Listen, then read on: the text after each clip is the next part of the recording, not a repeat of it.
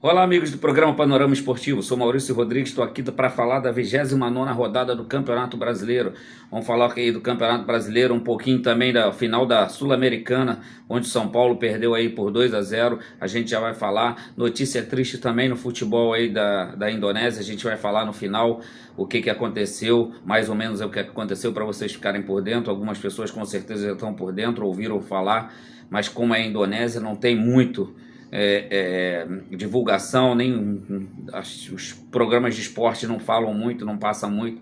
Eu tenho um grande amigo que trabalha lá, tenho um amigo que é treinador lá já há muitos anos, foi jogador, me passou o que aconteceu, foi muito triste. A gente já, no final do programa, a gente fala rapidinho sobre isso, por ser uma nota triste. Vamos já falar aí do São Paulo que deu mole aí na Sul-Americana, uma final contra o Del Valle. O São Paulo estava bem no jogo, depois tomou um gol ali bobo pra caramba, de uma falha de marcação. Calleri perdendo 350 mil gols aí, várias chances de gols o São Paulo teve e não fez. E quem não faz no futebol, meu amigo, a bola pune, aquilo que eu falo sempre, a bola sempre vai punir. Você não faz, você vai levar. No final, uma bobeira da defesa do São Paulo, o 2-0 aí pro Del Valle, que matou o time do São Paulo. Depois ficou uma desorganização só. O Rogério tentou fazer algumas substituições ali para dar um equilíbrio melhor no São Paulo, mas infelizmente o São Paulo vice-campeão. O São Paulo, pela primeira vez eu vou concordar com o Cicinho, que só fala besteira na televisão. Diz que o São Paulo precisa de jogadores com títulos, com jogadores já tarimbados, e realmente o São Paulo precisa. Alguns jogadores já pipocaram, caso do Reinaldo, caso do Calleri, toca no Calleri que é gol, mas só é gol em jogo do Campeonato Paulista. Numa final deu uma pipocada feia, teve um gol que ele perdeu, que até driblou o goleiro e conseguiu chutar a bola para fora sem ninguém na baliza. Mas é isso que o Cicinho falou: o São Paulo precisa de jogadores tarimbados, precisa, com a sua história que tem, tricampeão da Libertadores, campeão mundial, não pode ficar com um time desses aí e perdendo, com todo respeito ao Del Valle, que tem uma boa equipe, mas não pode perder uma final de Sul-Americana para o Del Valle, de maneira nenhuma. Vamos falar aqui da 29ª rodada do Campeonato Brasileiro, coisa rápida, que eu também estou com um pouquinho de dor na barriga desde ontem, não sei comigo, que tá me afetando demais aqui, muita dor. Atlético Mineiro 2, Fluminense 0, Galo, aquilo que eu falei, o Galo vinha jogando bem, não conseguia fazer os gols. Dessa vez o Fluminense não conseguiu ser aquele Fluminense, bem por culpa aí do Atlético Mineiro, que não deixou o Fluminense jogar. O Galo fez muito, muito bem o jogo, teve muitas chances de gols. O Hulk aí voltando a fazer gol, aquela cavadinha que não estava dando certo até a semana passada. Essa semana aí conseguiu fazer um gol de cavadinha, conseguiu fazer um gol de pênalti, fez um grande jogo, não vinha jogando mal. O Atlético, aquilo que eu falei, o Atlético vinha jogando bem, vinha criando as chances de gols, mas não era como no ano passado, que todas as bolas que o Atlético chutava entrava. Esse ano não foi dessa maneira. O Atlético tem voltar a vencer para brigar pela Copa Libertadores, uma vaga na Libertadores, que o São Paulo, o Atlético Mineiro, com o grupo que tem, com o salário daqueles jogadores, tem que estar na Libertadores e vai brigar até o final, tenho certeza. Só tem pedreira aí agora até o final, mas eu acredito que o Galo vai chegar aí na Libertadores pro ano que vem. Já o Fluminense não é aquele Fluminense que eu vi jogar aí os últimos jogos, muito, muito fácil marcação, deixou o adversário, deixou o Atlético Mineiro marcar com muita facilidade, não teve aquela ímpeto ali na frente, não teve aquela vontade toda que os jogadores impõem. Para mim, o Diniz, como grande treinador que escalou errado ali o Felipe Melo na defesa. O Felipe Melo já não consegue jogar no meio campo, muito menos de zagueiro. No primeiro gol saiu, foi dar um bote errado lá do lado do Manuel, não sei para quê, se o Manuel estava na jogada, abriu o espaço dele atrás, não teve a cobertura, aí o Hulk, numa entrada ali sozinho no meio, fez aquele golaço por cobertura. O Fluminense não é aquele Fluminense que a gente está acostumado a ver, mas é um grande time. Falando mais de uma vez aí, não vou falar mal do Diniz, porque o Diniz está fazendo um milagre, está muito, muito, muito bem o Fluminense, brigando aí pelo título até o final, está praticamente aí quase classificado para a Libertadores do ano que vem e está fazendo um grande trabalho no Fluminense, e eu acho que o Diniz é um grande treinador e vai dar muito o que falar ainda. Internacional 1, Santos 0, bom jogo do Internacional. No início ali foi meio complicado, mas teve ali uma chance de gols ali com o Pedro Henrique, se eu não me engano fez um gol que estava impedido, mas o time do Inter é um time muito novo ali do meio para frente, com algumas peças ali já bem experientes, o Edenilson, jogadores experientes que junta com aquela molecada ali na frente, que dá um fuzuê. O time do Inter é um time que corre muito, me lembra muito o time do Botafogo, corre bastante, não se entrega em nenhum momento do jogo. Foi melhor do que o Santos, aquele time que a gente fala que não sai ali do meio da tabela, o Santos ganha a gente fala bem do Santos, pô, que bom que o Santos ganhou, vai brigar aí pela Libertadores, mas chega no outro jogo, tudo bem que jogou contra o Inter, que tá brigando pelo título fora de casa, mas o Santos é aquele time que parece que vai, mas não vai. O Luan voltou a fazer um golzinho, nesse já saiu pé da vida porque o treinador tirou ele, já xingou ali o treinador, já xingou todo mundo, mas o Santos a gente tem que dar uma colher de chá, porque o problema financeiro que o Santos passa, de tudo que o Santos tem passado, a sua diretoria, o Santos está na primeira divisão ainda, é muito bom, com todas as dívidas que o Santos tem. Ceará 1, América 2, bom resultado para o América. Continuo falando, o América vai ser o time que vai brigar aí pelo campeonato, por uma vaga aí, pelo menos na pré-Libertadores, vai brigar até o final, tem ganho seus jogos fora de casa, tinha perdido semana passada, mas foi buscar 3 pontos fora de casa, então dá aquela aliviada aí pro América Mineiro, tem uma boa equipe, tem um treinador que entende muito bem do clube e os seus jogadores. Já o Ceará vem caindo de produção aí no campeonato, o Ceará que vinha bem aí no primeiro turno, agora não tem vindo tão bem, o Ceará tem que começar a melhorar para sair daquela situação ali, daquela zona de briga ali do Z4. Avaí 1, Atlético Goianiense 2, bom resultado para o Atlético Goianiense, que já não vencia há um bom tempo, pelo menos vai colando ali, não vai deixando os que estão acima se distanciar tanto. Já o Avaí é uma equipe que joga dentro de casa, aquilo que eu falo, os times que vão brigar para não descer divisão dentro de casa tem que vencer o jogo, não tem jeito, você joga com um adversário direto, tem que vencer. Foi mal para o Avaí, bom para o Atlético Goianiense, que venceu fora, contra um time que também está brigando para descer divisão, e péssimo para o Avaí, que perdeu em casa. Atlético Paranaense 2, Juventude 0. Bom jogo do Atlético Paranaense, um time muito rápido, que dentro de casa é muito complicado você conseguir um resultado positivo contra o Atlético. Jogando contra um time que o Juventude foi o primeiro time que para mim já desceu divisão, não tem mais como, já tem tempo que eu venho falando isso.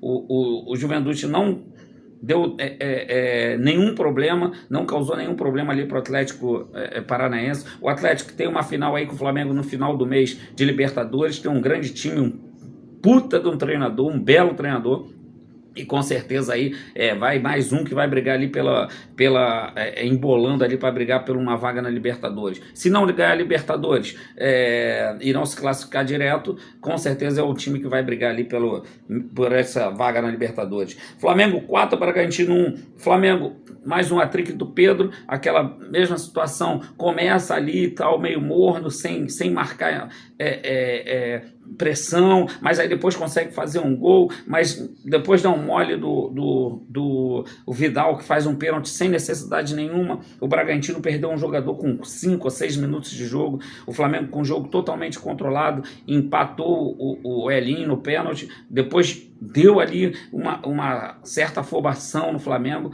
o tanto que o Bragantino depois criou logo uma chance, mas depois o Flamengo conseguiu controlar, e o Pedro em 5 minutos fez 3 gols.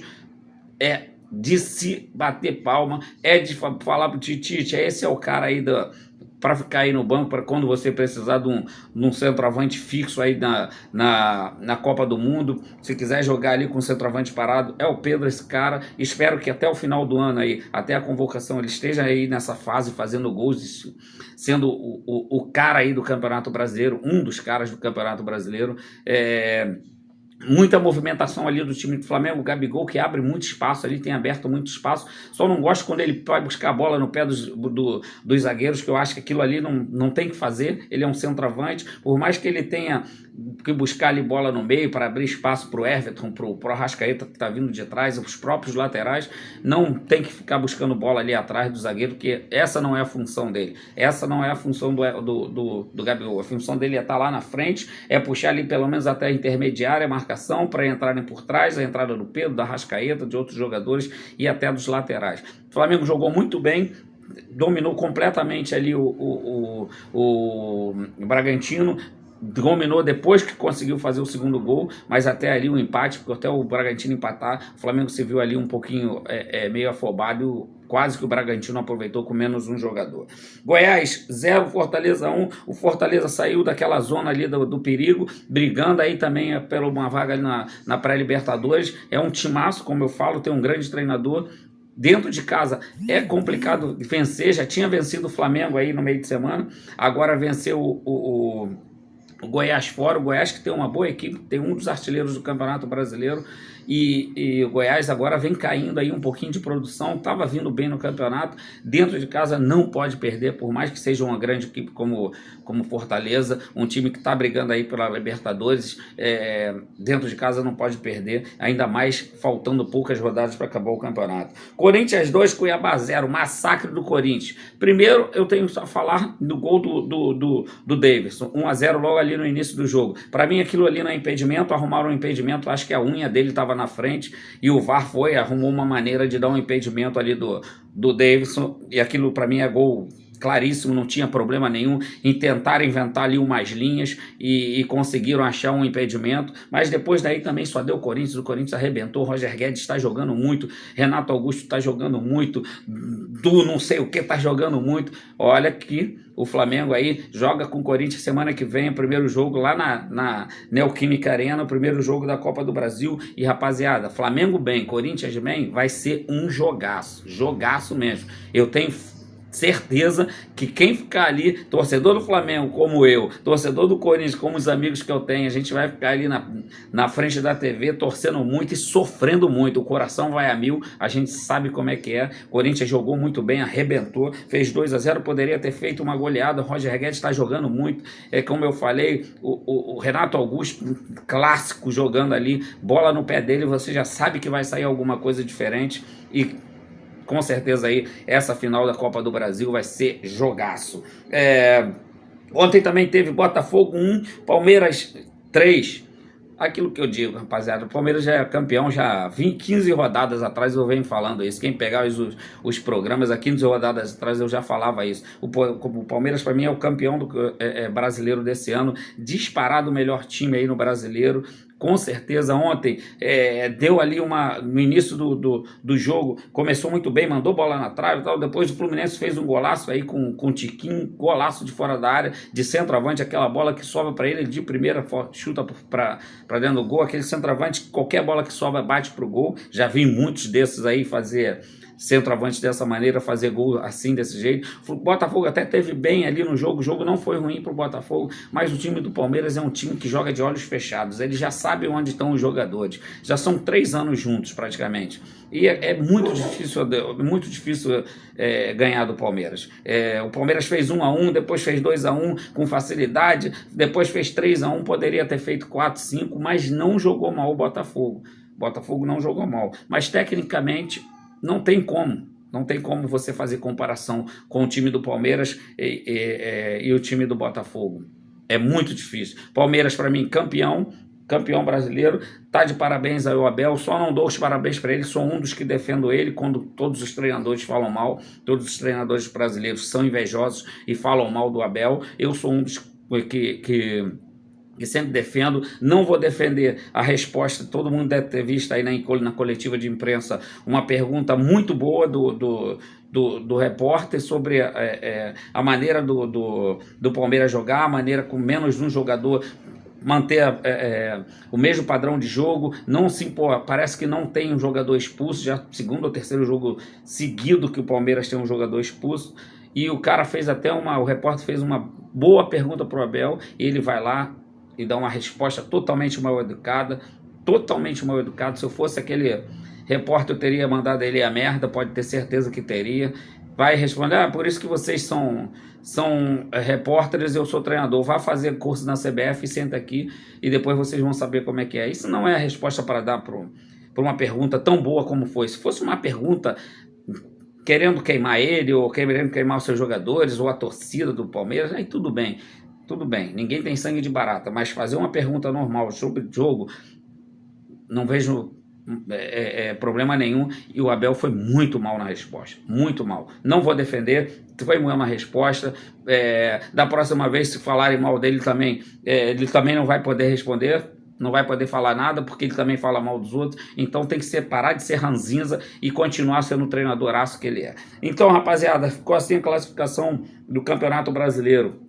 Palmeiras disparado em primeiro lugar, 63 pontos, Internacional com 10 pontos a menos do que o Palmeiras, segundo colocado 53, terceiro Fluminense 51, quarto Corinthians 50, já passou o Flamengo, quinto Flamengo 48, oitavo, sexto Atlético Paranaense 47, sétimo Atlético Mineiro deu uma subidinha ali 43, oitavo América Mineiro 42, Fortaleza nono 37, Botafogo décimo 37, Santos 11º, 37, 12º Goiás, 37, 13º São Paulo, 37, do nono ao 13º, que é o São Paulo, todo mundo com 37 pontos. Bragantino, 14º, 35 pontos, Curitiba, 31 pontos, 15º, 16º Ceará, já está ali pertinho da zona de rebaixamento, 31 pontos, 17º Cuiabá, 30 pontos, Avaí, 18º, 28, Atlético Goianiense, 25, 19º, 20º Juventude, que já desceu de divisão aí, 19 pontos. Rapaziada, aquilo que eu falei aí no início, a tragédia lá no campeonato da Indonésia, com 125 mortos até ontem, foi uma tragédia aí, se eu não me engano, na sexta ou no sábado,